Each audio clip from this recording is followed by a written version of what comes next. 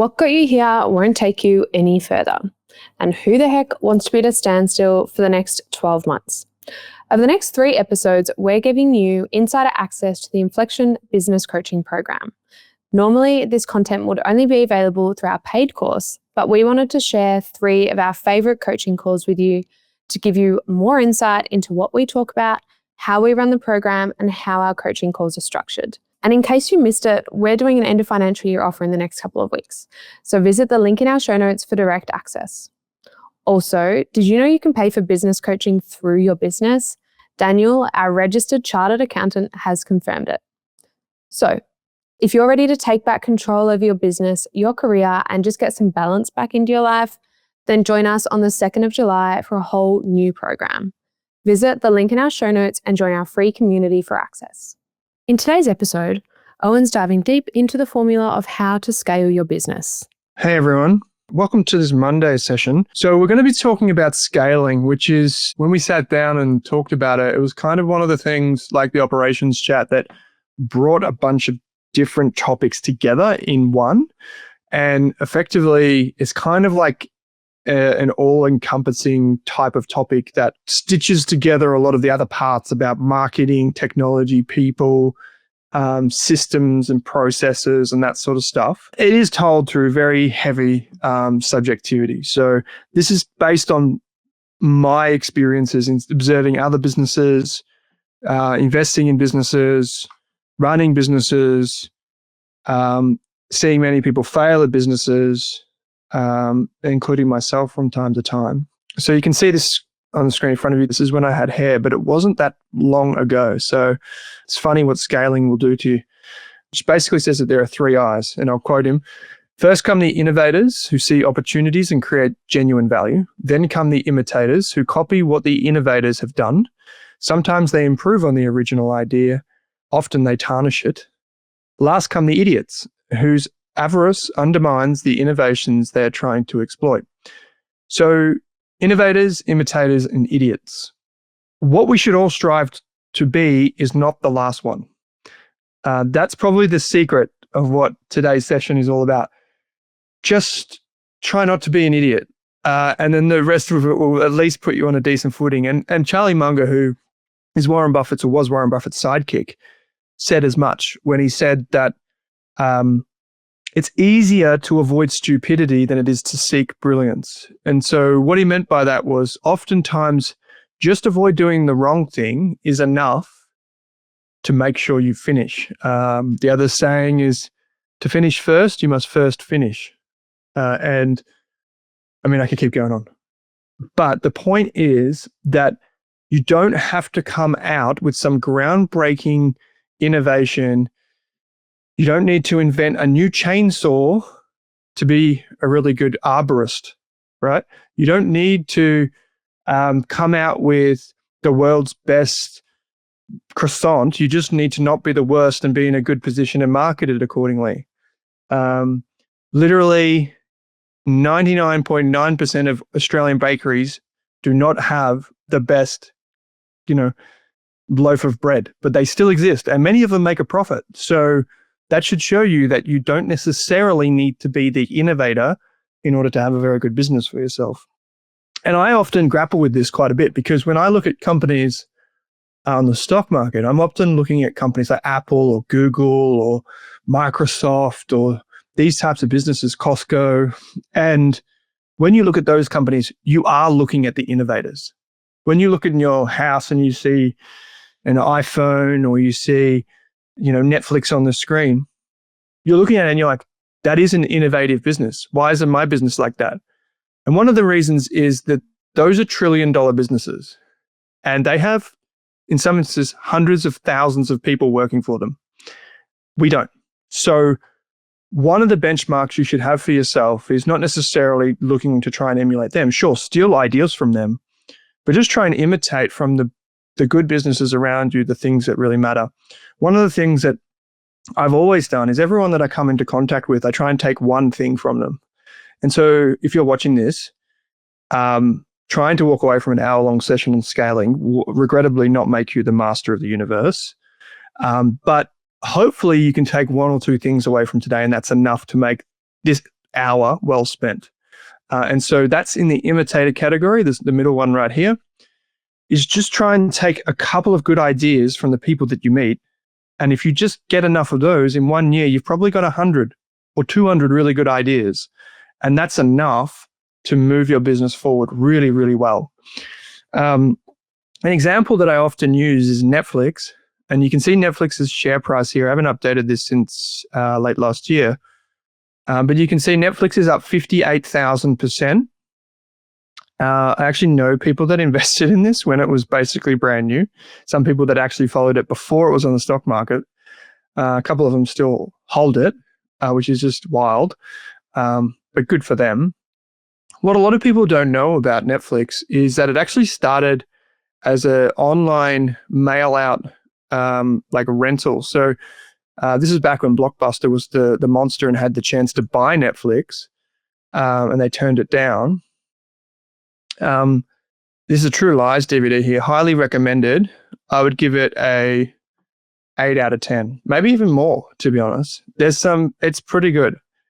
Arnold Schwarzenegger, I mean, he's got some shockers, but this is not one of those ones. It's decent. So highly recommend that. But basically what would happen with Netflix is you would just it would be like an honor system, basically. Instead of getting humongous, what do they call them? Like charges for like late fees, they call them at Blockbuster. With Netflix, you could request the DVD and then you would send it back. And the only reason why Netflix was able to do this is because the world moved from VHS to DVD. And by going from VHS to DVD, Stephen, exactly, Arnie's best work. Maybe Predator was up there, pretty good too.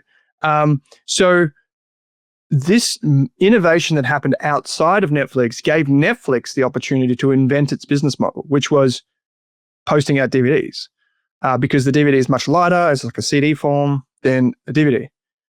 But you can see the business model here over time. In the late 90s, it moved to a subscription model. You still get your DVDs in the mail, but it wasn't until 2007, so like 8 years later, it moved on to streaming, which was early internet. That's the first year the iPhone came out in 2007, FYI. The App Store didn't launch until like a year or two later, so you didn't even have the Netflix app or anything like that. 2010, it launched into Canada, which they say is international. I mean, it's barely international. That's probably, the Canadians wouldn't want me to say that, but it's barely international, let's be honest. Next, in 2013, it launched its first original content. I think it may have started with House of Cards I don't know if that was the first, but it was definitely the first big one by Kevin Spacey, which was subsequently deleted from the archives, I believe. That's okay, moving on. Then it launched actually worldwide in 2016. I remember in about 2015, I was chatting to a US investor. I said to him, mate, you're joking. No way Foxtel's going to be beaten by Netflix. Well, we know how that ended. And then you keep going on, and now it's like more than 150 million subscribed to Netflix.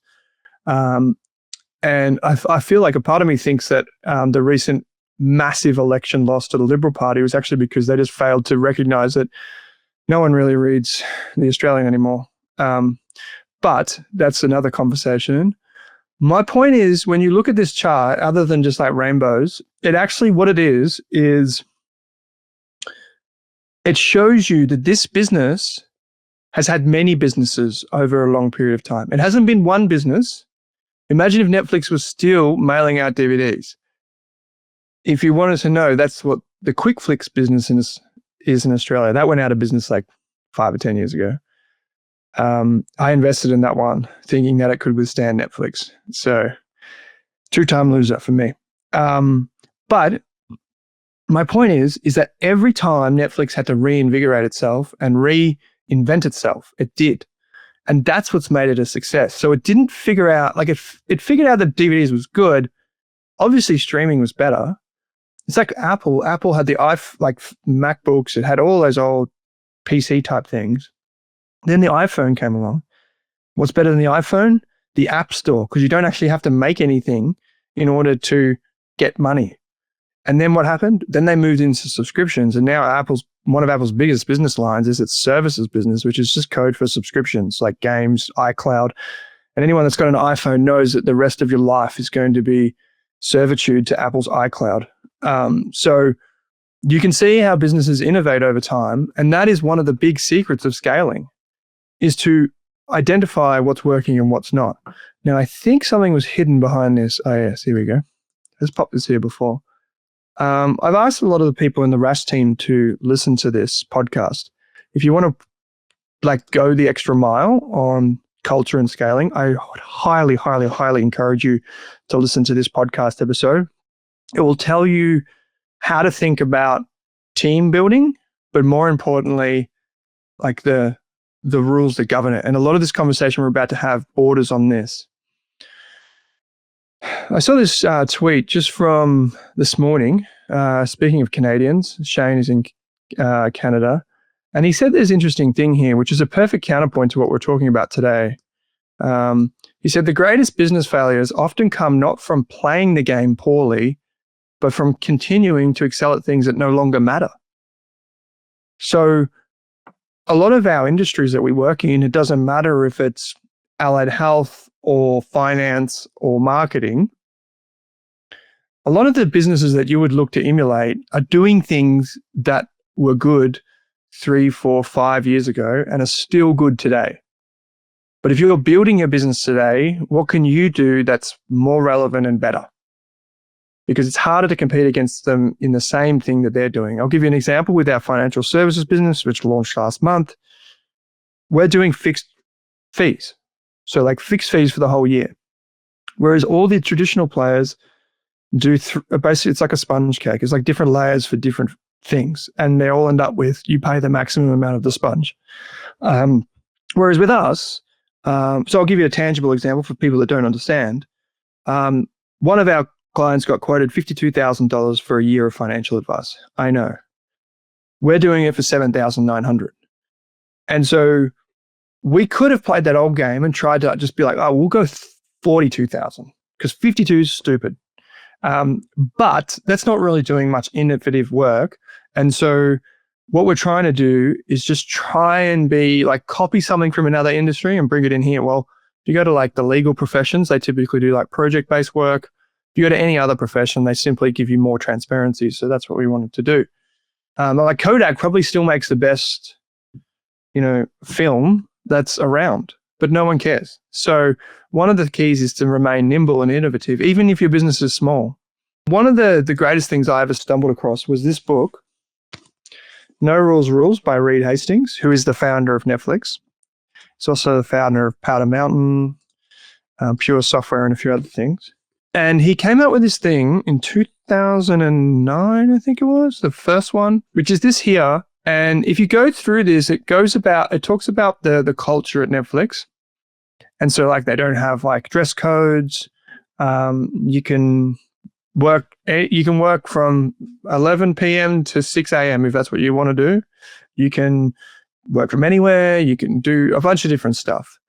And one of the things that I try and foster in our team is that if you're constantly finding yourself having to be really autocratic or really directional with your team, oftentimes it's because they don't have a lot of context. So if you go and read a book like Cialdini's Persuasion or Permission Marketing by Seth Godin or any of those kind of legitimate psychology-based marketing and sales books and team books, people are 58% more likely to do something if you tell them why. But the key thing is, it could be complete bullshit, the thing that you're telling them, and they'll still do it anyway. So one study was done at a university quite a few decades ago when the unis still loved their printers. And basically what happened was, it was a social experiment, and in the libraries, the printers were always really busy, and there's 10 or 20 people in the line. And what they got some students to do was to go up in the line and go to someone near the front of the line and be like, oh, can I just jump in front of you? I've got to print stuff. Right? And you're thinking, so does everybody else in the line. Right? But then they would do the same exact thing and go up to the person and be like, can I jump in front of you in the line? without the context of because I need to print something. And what they found was that the people who said because I need to print something, they were 58% more likely to get a yes from the person in line that they were cutting in front of. And when you think about that, it's actually completely stupid. Why would I let someone in front just because they say they're going to do the thing that I thought they were going to do anyway? And it's because of the context. So when you're leading people and you say, actually, we're not going to do that, don't just leave it there. Say, we're not going to do that because of this reason. And we had Ingrid Cole in the Inflection community about a year ago now, who's like an absolute legend. And her recording's still available in the course, by the way. If you're trying to build a team that's got more than like 2 people in it, I would highly encourage you to listen to this. She built a team of like 700 or 800 in less than 5 years. And it got to the point where they were trying to fly occupational therapists from South Africa to Australia just because they couldn't recruit fast enough. But alas, the COVID rules meant they could only do 1 person every 6 seats, so it made it uneconomical. But they were in negotiations with Jetstar to fly these people out. So, what she would always say is that no one was ever allowed to say no without context. And if you think about that as a culture thing, what it forces the manager to do or the team leader to do is to revisit why they're saying no. Your idea is great, but we don't do that because we've had this experience and that experience. But then that person who gets the no answer is thinking, yes, but that doesn't make any sense anymore. And so they get the context of, oh, well, maybe there's a chance actually we could do better than that. And so you create this culture of reinvention, as Netflix called it. But that's just one of the things that sits on this list. If we go back to this here, context, not control. As you scale, if you've got one person, you can control their outcome, which is why a lot of tradies often end up with like 1 apprentice or 1 laborer or something like that. It's really easy. Very little variability, in terms of their output. Versus you don't see many tradies that have teams of like 40 or 100. And I would be willing to bet that once you get to that point, you're not going 1-to-1 combat with each of them when they do something silly. It's about context. And yet we still think that the way to great businesses is through more and more rules. Well, we've got a process for that. We've got a process for this. Now, Daniel's probably going to watch this back. And he's probably going to be like, great process beats great people. And I agree. Like, it's good that you have to have some process. But if you're trying to build a high performance team, but I think of it like a soccer analogy, you can't just be like out there being like, you see like the coaches like screaming on the touchline. They're like, pass here, pass there, pass this, do that. You can't create a high performance team like that. Eventually you're going to have Ronaldo walk out there and be like, okay, he's got it. I'll let him deal with it, because that's a high performance team. You can't afford to spend countless amounts of hours with younger, newer people or underperforming people.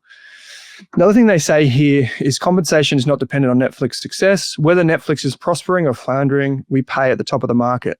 Sports teams with losing records still pay talent the market rate to get back to winning.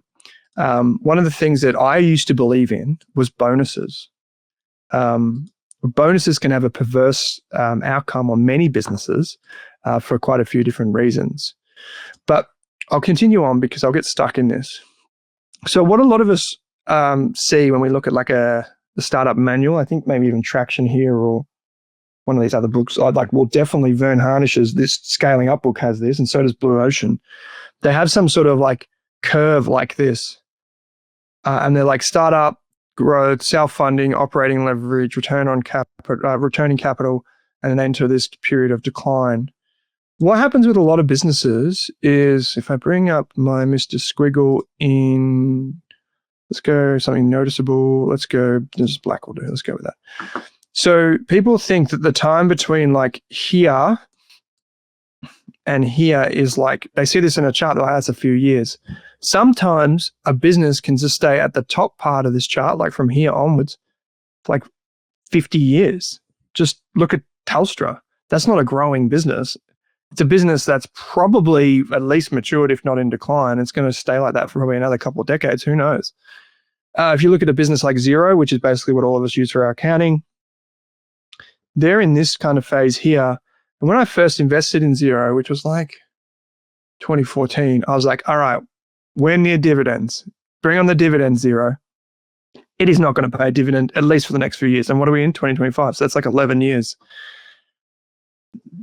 Previous me would have been probably disappointed, but then the Xero share price is up like 10 times. So I'm not that worried. But you get my point, is this can take a while. And it's not really until your business becomes self-funding in here that you start to go to profits down here. A lot of the new age businesses tend to stay unprofitable for quite some time. If we look at a actual business, not like one of those ones you see in like the magazines or on the front cover of the newspapers, like at a business that actually, we all run, is we typically have, these different emotions. Like, is this a good idea? We're geniuses when we get the first sale. Then we realize that was just our friends and family signing up. Then we think it's not working. Then we go back to the drawing board and it starts to work. We think maybe this can work. Oh, wow, it's starting to grow. We can't keep up, money, dividends. Underneath, you see the decision-making process of most new business owners. Get that out of the way. So in the early days, basically as a business owner, what I boil it down to is you've got to say yes to virtually everything that comes your way. Now, not all the time, but a lot of the times you say yes. Like someone calls you up, they're like, hey, Alex, I wanted to talk you through this new thing that I've got around IT services or something. You're like, yeah, sure, I'll take the meeting. Or maybe you're like, there's an upcoming conference for the NDIS. And Ali's like, yeah, I'll go along. But over time, as you refine your strategy, you begin to say no much more. And this was borne out by this guy called Nick Crocker. And on one of our podcasts about a year or so ago, he said the most powerful thing you can do is say no to the things that are good, but not great. And so he was talking about, because he runs a venture capital firm, and unlike most venture capital firms, they've got good quotes and good returns. So basically, what they've become accustomed to is people talking to them about great ideas and so on and so forth, but they're not, the absolute best ideas.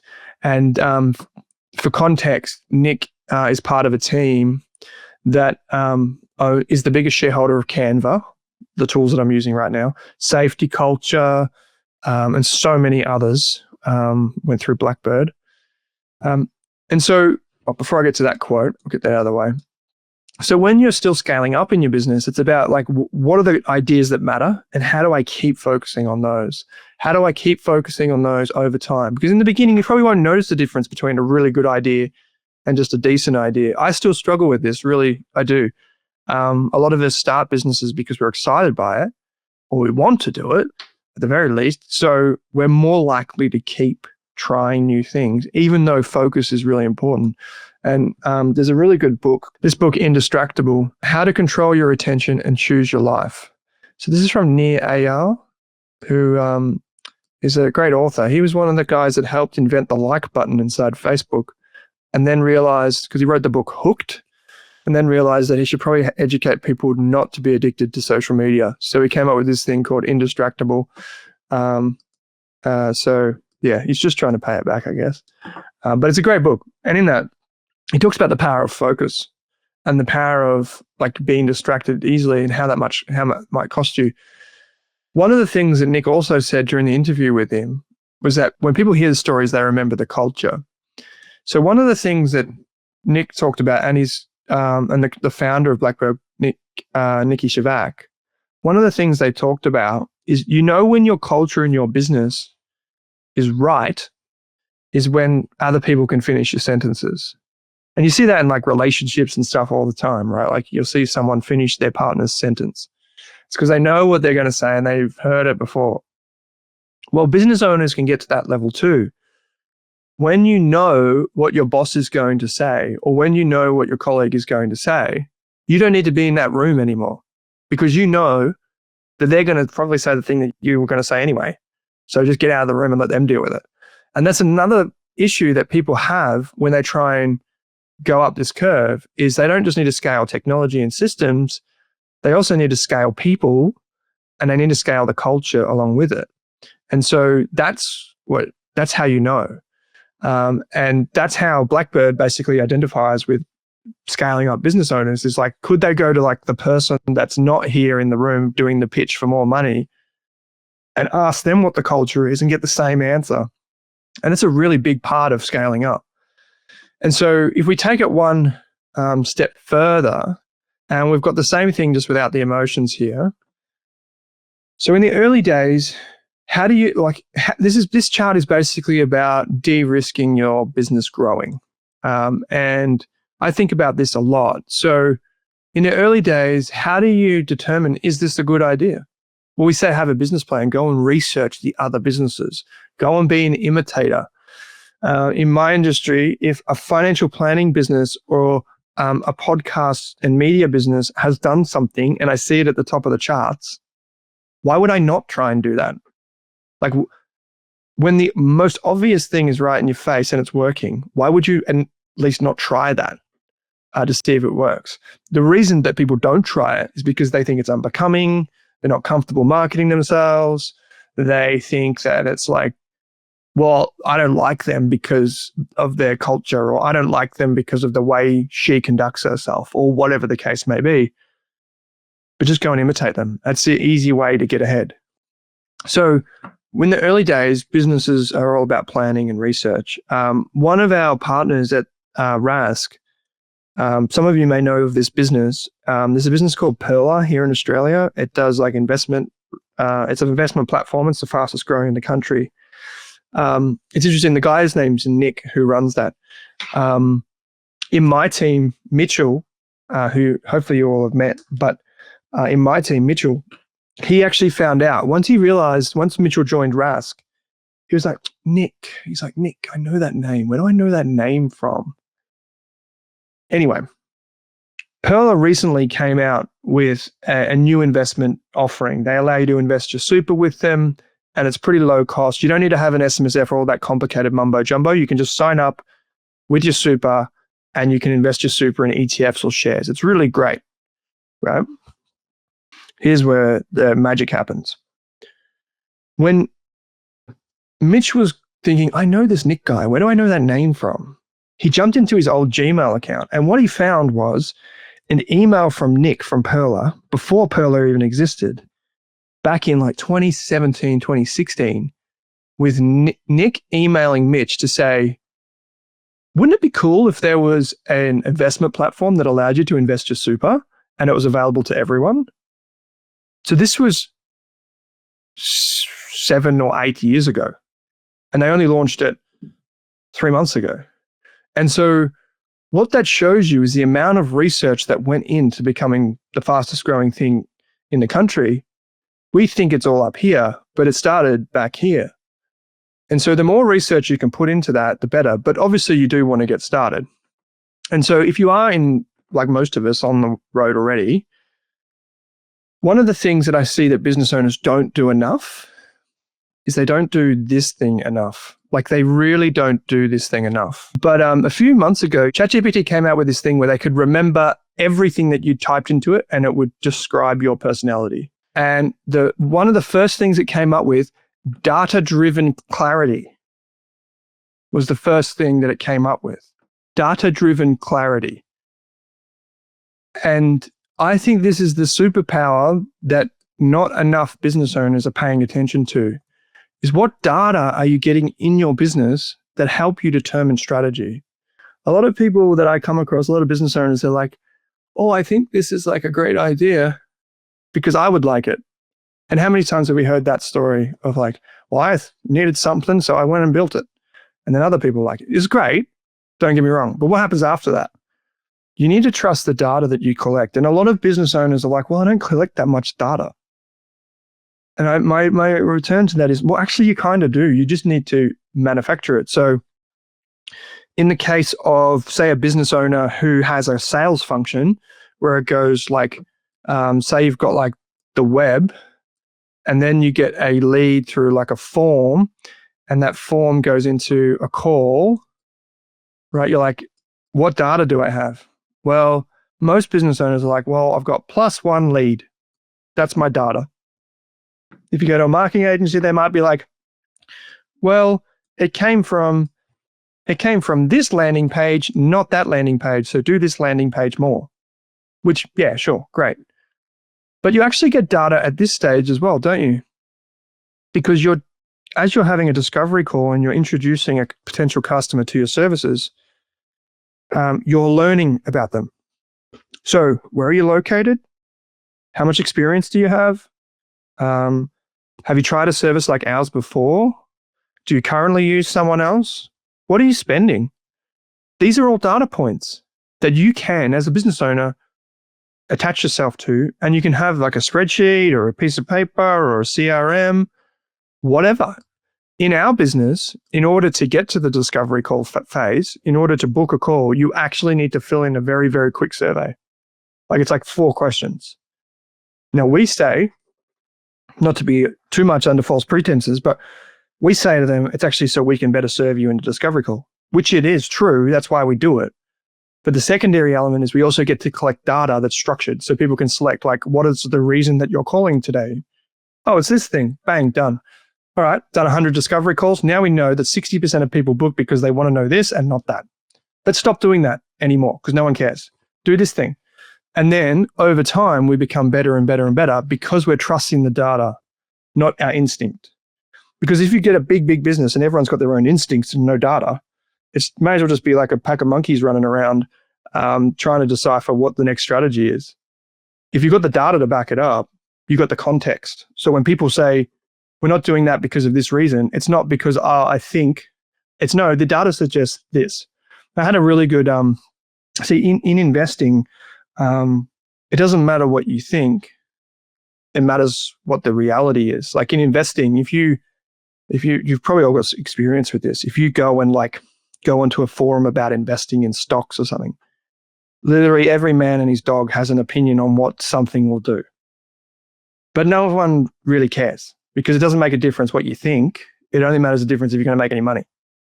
And so the key thing is the data drives the decisions, not what everyone thinks. And a lot of businesses never get to the scale point because they don't actually use the data that they're harvesting to make better and better decisions. And I'll come back to this because once you understand the data, you can start to group in systems, you can create technology to store that data and use it, and you can find the right people to deliver that plan. That's where the data leads you to. And finally, after that, once you get enough people, you want documented systems, you want to have like web flows and stuff. That's where the processes come in. And that's how you start to scale up here.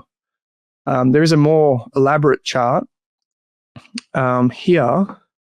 Basically, you want to have more money. Let's bring this around. Over time, you're going to have more money, but you're going to have less time to make decisions.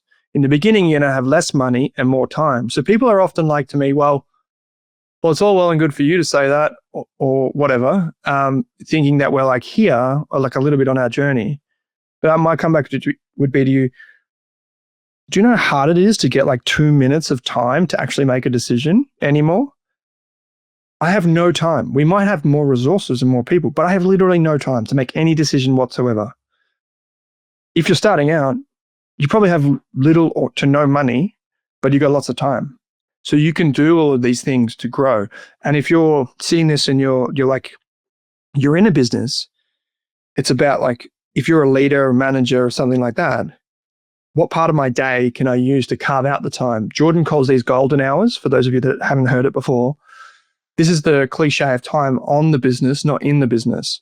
In another session, I showed you how the WiseTech business model went from like 0 to one of the biggest companies in Australia. And I think it will probably be one of the 5 biggest companies in Australia in the next 5 years is a software business. And they have this mantra that governs everything that they do at WiseTech, which is slower today, faster forever.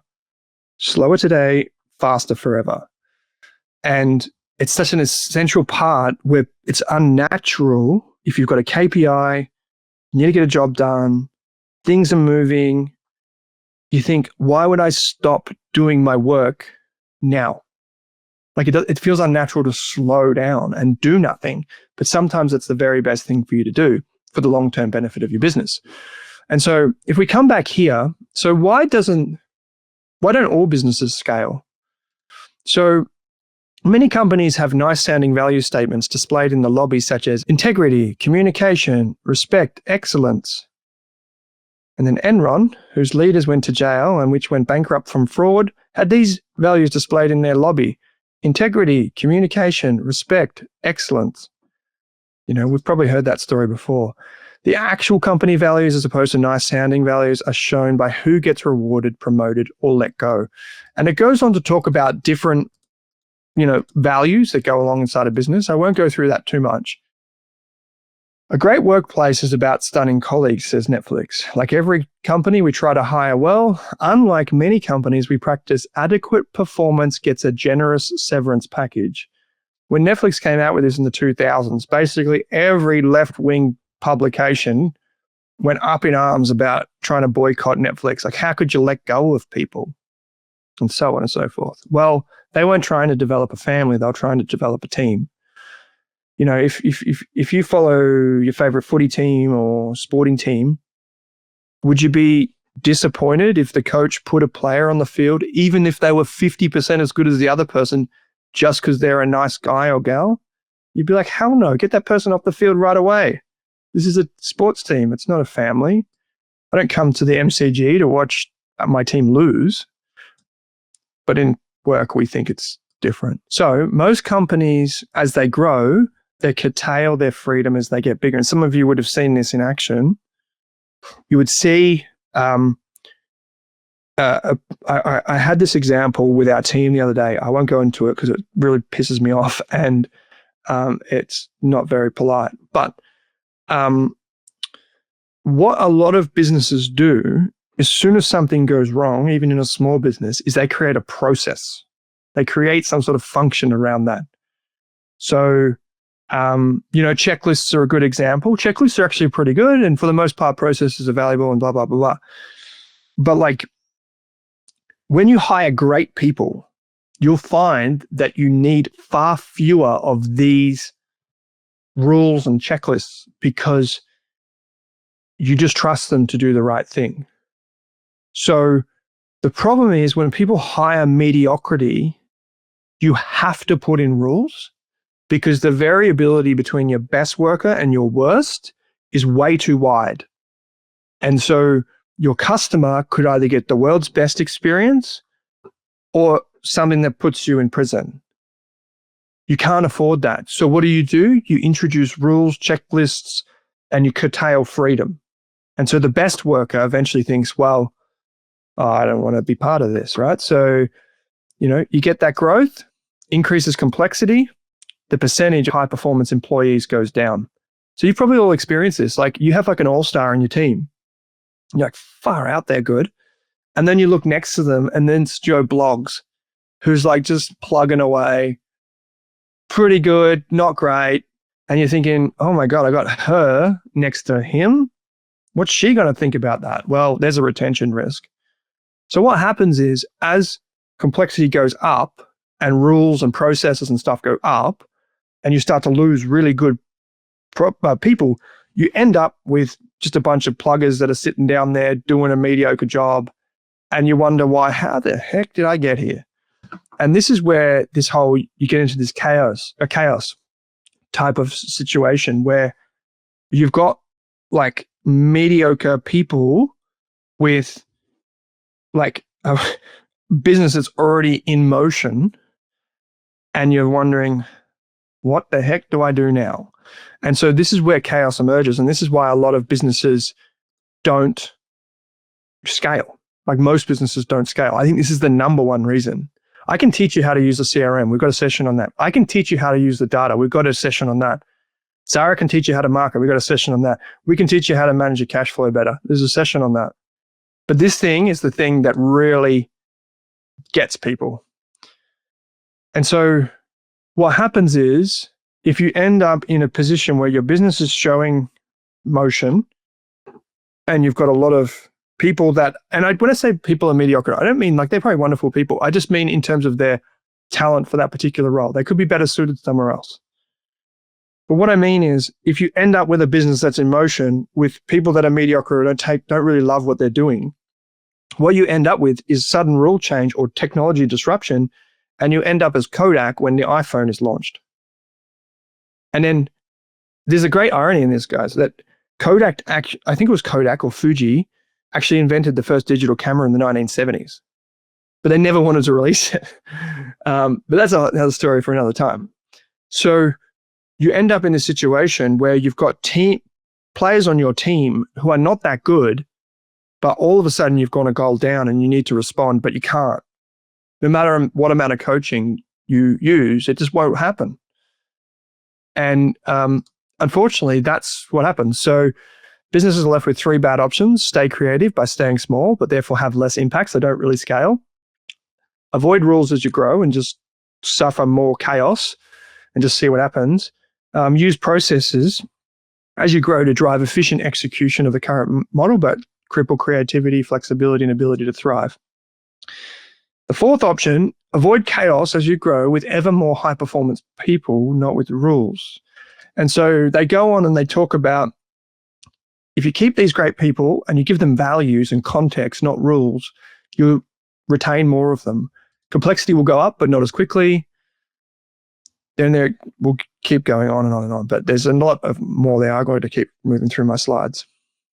So most businesses hit this kind of chaos, like anywhere basically, but it's a majority when things actually start to go into growth phase. I actually feel this a lot of the time with where Rask is at. A lot of the time it is scrappy and you don't know the difference between pure chaos and whether it's actually worth it. But for the most part, as long as you're following, these kind of these kind of values and you're iterating, you'll find that it works out better and better. So this page, if you're going to screenshot anything, is probably the thing that you want. And you guys can have all these slides, obviously. But in the early days, like, what do you focus on and when? So in the research phase, SWOT analysis, you have a business plan. If you haven't already heard of Porter's 5 forces, so basically what happens is in this model, you're basically looking at your business as the center of this kind of industry or like mini ecosystem. And then around it, you have the pressure from suppliers who supply you with stuff. You have new entrants coming in and cutting your cake. You have substitutes, like in the case of Kodak versus an iPhone or a digital camera. That wasn't actually the power of suppliers. It wasn't the new entrants. It was actually just a substitution. Like the digital camera actually came and just was a substitute straight away. You might say, well, it's a new entrance. Yeah, it is, but it's actually just a pure substitute. And then you have the bargaining power of buyers. And effectively what this is saying is, like, if you have one big customer, like Woolworths buying, I don't know, anything, then Woolworths will try and bully you. Once we move to this next stage of trying to get the data, we've got a customer avatar, we've chosen our technology, we've got an org chart, might be pretty skint, but it's a little one. It's going goal setting, CRM setup. And you can see at this phase, we want to be setting up our CRMs, our websites, our branding, getting all that right in the early days so that we can start to scale. Once we get into that, we start to test because we've got the data from the previous step. We automate, we outsource, we test, we remove and adjust. Next stage, we've got processes documented, full CRM automation. We're delegating tasks to team members or to team leaders. We've got a board of directors, or it could just be like an advisory board. And you're starting to get off the tools as a business owner or senior leadership person. So you're starting to spend more time on the business rather than in the business. Eventually, you get the heads of, the org chart has become more fulfilled. One of the things that Ingrid talked about was she planned 3 years in advance to get a CEO before the sale of the business. And then you basically move, if you want to, as a business owner, you can move to a non-executive role. You could try and minimize costs and maximize profit to then sell or to earn dividends. This is pretty much one of my last charts. So if you've got any questions, please chuck them in the chat now and I'll come back to them. So the Inflection operating system is something that we came up with probably about a year and a half ago now. But basically, most businesses are divided by products or services, like tree services, or in our case, financial services, products like baked goods in the case of brownies and different types of businesses that we have in Inflection. Then there's the systems and there's the team. These are the kind of the 3 profiles or 3 domains. I'll be quick because I've been through this before. Customer avatar is like who you're talking to. The price because you know who you're talking to, you can give them a price. Like if you're trying to sell, say for example, you're trying to sell Ferraris to retirees in a nursing home, probably nothing about that is right. But if you're trying to sell Ferraris to CEOs who are on your mailing list, it's probably okay, right? So that's where these two things mingle. You know who your customer is, what you're pricing, then you test it, which then leads to an updated customer avatar and so on and so forth. I use this as an example, and forgive me if you've heard it before. We did this course, a free course on our website during COVID, and we used like all these different pieces of imagery, but we used bright colors, young looking people in the course. And when we realized it was just people in their 50s and 60s taking the course, we thought it was people in their 20s that were going to take it because we didn't use the data to go, hold on a second, how old is everyone that's taking this course? They're in their 50s? We probably shouldn't use silly little icons and bright yellows and blues and stuff like that. So that's an example of how you use things to test and learn. You can get a sales script. So I still do a lot of the discovery calls for Rask. Zara does it for Inflection. But you can have different sales scripts or dot points that you want, and your sales team can focus on fulfilling those sales scripts and seeing which sales script works better. The 80-20 rule leads to more focus. In the systems, we have like how your customer actually interacts with your business, what data you're capturing, the intelligence, the processes that follow, automating and marketing. And the marketing then leads back into more customers and better journeys, and so on and so forth. On the team side of things, if we can't automate it, we probably need to make sure we've got a good org chart. And so if you're a physical-based business, like a landscaper or something like that, you might use Jobber or you might use ServiceMate or one of those other tools. And that part of that can be automated, but part of it can't be. So what roles does everyone fulfill? What are their responsibilities, incentives, etc.? You can onboard, offshore, outsource. Typically in that order. So if you can get someone to onboard, to Tom's comment, if you can't do that, maybe you outsource or you offshore. More profit, less effort. Just to put a bow on this, if we want more profit with less effort, which is what most of us want, well, you probably need more sales and or lower costs to get more profit. And if you want less effort, you probably need to focus on ways to get less stress, work fewer days, strategize and have a strategy with your team and try and focus on the passive income. So this is basically where I'll leave it, and I'll jump off to questions. And I'm conscious I've taken like 45 minutes, but I can answer basically any questions or lived experience. Doesn't matter what the question is. The challenge I find is the lack of high performers in the market. So you are employing and training to develop high performers. You are then putting in processes to support their training, which obviously increases complexity. Vicious cycle of the quality and depth of the labor market in my industry /WA/Australia. Yeah, you do. So yeah, upskilling is really important. You could try and steal someone from a competitor's LinkedIn profile, offer them a better deal. Most people know that if they switch jobs, it's important to get that. And Ali says it's a problem nationally. I hire across Australia and still struggle to find top quality. So one of the things that you might be able to do, maybe more so in Ali, your situation, is just maybe making use of your branding in a way to help you attract talent. And I think this is an underserved part of this, is maybe there are ways that you can help people want to work with you. So using your website is a really good way to illustrate what the staff perks might be, why you want to work the way you want to work, and what you can offer people. There are also, like, you may need to get more innovative. Like, for example, in our industry, which is financial planning nowadays, the financial planning industry has gone from approximately 40,000 qualified financial advisors in 2018 to 14,000 or 15,000, but I estimate that less than 10,000 are actually doing financial advice day to day. So we've had a 75% reduction in financial planners in Australia at exactly the same time that there are more retirees than ever. Property prices have more than doubled in that time. So people are way wealthier. Superannuation has ballooned. and so on and so forth. So huge supply-demand imbalance.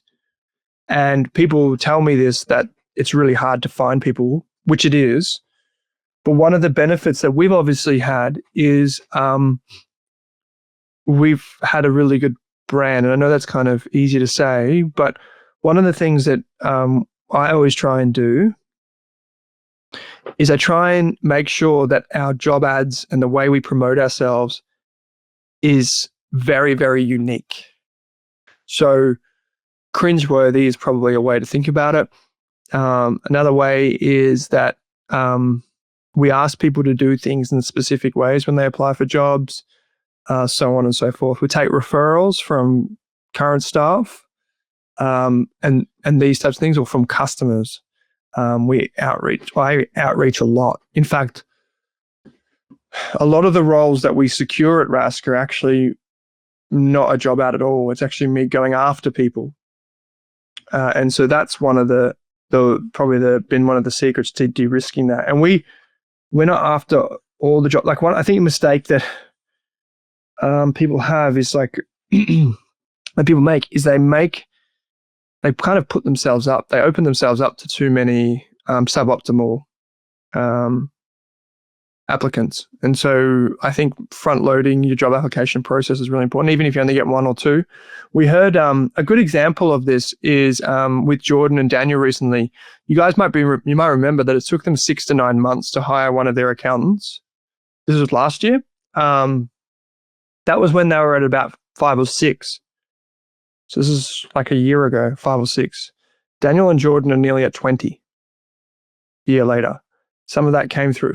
Actually, Jordan was funny because they made an acquisition last year and they thought they would get like 4 or 5 staff out of it and it would be great and increase their capacity. They actually got rid of everyone that worked there. So they just didn't fit the culture. The people didn't want to work for them and so on and so forth. Not in a bad way, but it was just more so it wasn't the right fit. And so that happened. But one of the things you might be familiar with is one of the things they did recently is they've got much better branding. Their website's much more attractive and appealing. And they've basically stepped into this world which does not look like accounting. And that's helped them. Hi, Owen. We are one of the few established businesses in the area. Curious about your perspective on how the competitive landscape and how we balance scaling versus trying to grow the business. Often we hear that being first to market gets rewarded, but how do you balance the decision of when to scale with the risk of moving too slowly? What factors do you consider to ensure we're making the right moves at the right time? There's a really interesting podcast recently which featured Danil and Jordan on the business podcast. It's called Tax Strategies You Should Know or something like this. It's only from like the last 2 weeks. And in there, Danil makes a comment about how as business owners, you have to have a very different mindset to when you're an individual. So when you're an individual, you have your wallet and your money in your bank account, and you kind of count where each individual dollar goes. When you become a business, you have to continuously experiment. And they talked about ideas where they might have spent 20 grand on something. And Daniel makes a really good point. He's like, the amount of times that I've spent 10 or 20 grand on something thinking it's a great idea, he goes, I couldn't even count the amount of times that happened in the last 3 to 4 years. Whereas in an individual, if you lost $20,000 on something, you would definitely remember it. And so Daniel makes a point in that podcast by saying that it's actually, that is running a business. That is the cost of business, is the experimentation.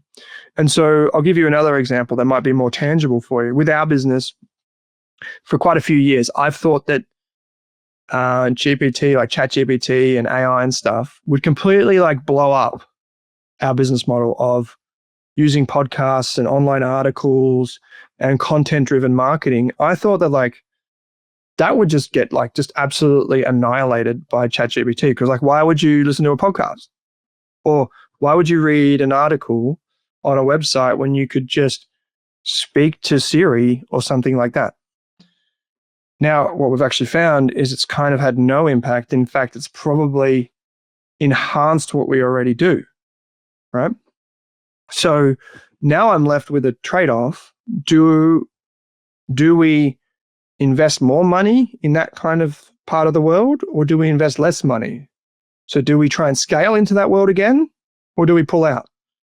And the easiest way for me to answer that question, and something we're going to be doing, is why don't we just spend $5,000 on that and see what happens? Or why don't we spend $2,000 and see what happens? Why don't we spend $10,000 if the $2,000 works? If the $10,000 works, let's spend $100,000. And I would just say continuously experiment. The problem where people go wrong is they don't use the data to determine if that spending actually made any sense. So if you're a tradie on high pages, you got to pay for certain things. Does that make sense? If you could track a high pages client, I was a high pages client recently, that's probably why I'm bringing it up, versus a job you got on Facebook Marketplace, versus a job you got on Airtasker, versus a job you got through word of mouth. And if you analyze all of those jobs and you got 10 of each, and then at the end of the financial year, you're like, how many jobs came through Airtasker? How many came through this? How many came through that? What was the profit on that? What was the average project size? Imagine a trades business that had that type of game versus the one that's like, I don't know, I just jump on high pages when I need work. See how it goes. And so if you can identify that, this is what I say to everyone is like, you typically only need to do that once and you have extraordinary insights. When I worked at a company called The Motley Fool, people are still shocked about this. We only had like 5 employees. We made $16 million of revenue from selling newsletter subscriptions. And so it was like 97.5% profit margin, gross profit margin, because Stripe takes 2.5, or did at the time. And we did it with a shitty old WordPress website that was just disgusting even at the time. And if you think about that, like there's so many WordPress websites. There are so many finance people out there talking nonsense about stuff. What made that special is we figured out that there was this tiny little crack in the Google search algorithms called Google News.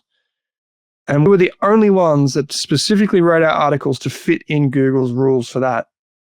And so for about 3 or 4 years, we were literally the only website in the entire world that featured in that little crack of Google. And the only way that that was figured out was because we looked at the Google Analytics data and we saw, where are all these people actually coming from? And we figured that out years before anyone else did. And now it's a bit of a mess. But I remember we would write articles and things like this, and we would get, I think one of the articles, we got like 12,500 newsletter subscribers from one article. And it costs $100. And so, but had we not realized where any of our traffic was coming from, we wouldn't have sharpened our competitive advantage again and again and again and again. Because once you find out that that channel works better than that channel, Airtasker is better than High Pages, well, then we go into why is it better? Okay, cool. We had an Inflection member actually who ran an experiment in for one of his sites where he would traditionally just be buying Google ads and Facebook ads. But with his guitar tutoring, he actually went to the school that was closest to him and he sponsored the school mail out or did something like an incentive, right?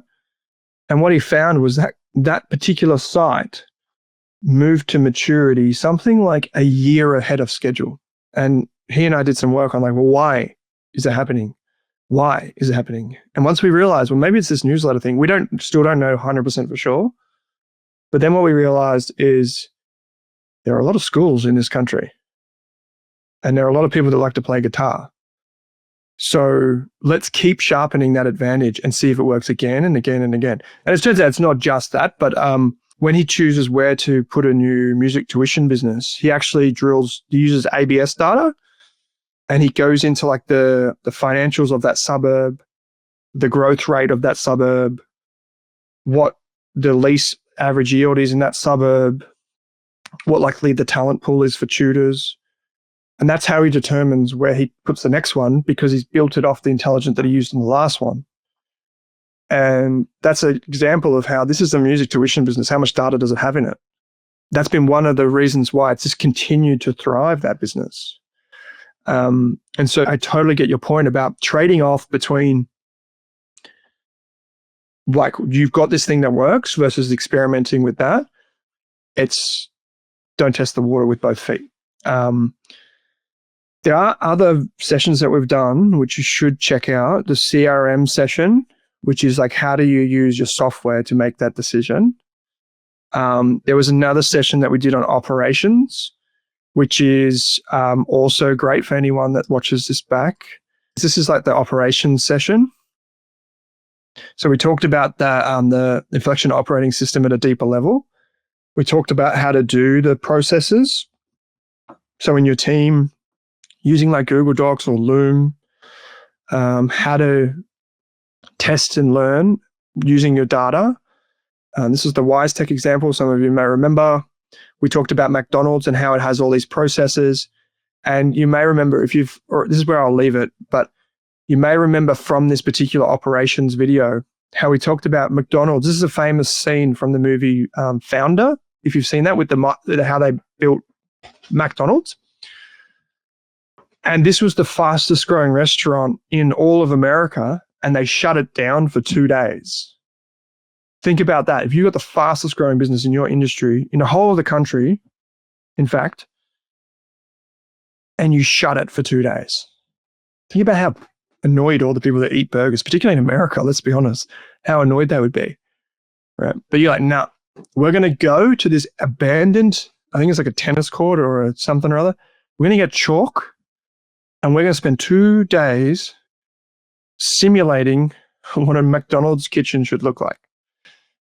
So you've lost all that money, you paid all the staff. And this is why we say those strategy days and those things are awesome for businesses. I actually realized this morning, I've got something here on my desk from Jordan actually, but that explains how to do all that. So I will leave you with, I always leave you with the same books because they're good. Doesn't matter if you own a business or you're a manager in a business, Traction is easily like one of those books that are just like a must-have. Explains how to do the meetings. No Rules, which is available in podcast form. The two other books that are kind of really well regarded, I think they're less good compared to Traction for early stage businesses, but they're still good. Scaling Up and Blue Ocean Strategy, also really good books. I think if, I said on the podcast, if apparently 50% of businesses fail in Australia after a few years. I reckon if every one of those businesses read this book and understood it, it would drop to like 2% or 1%.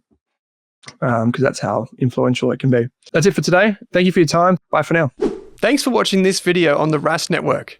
While you're here, don't forget to like and subscribe so you can get videos each and every day on business, finance, investing, and so much more.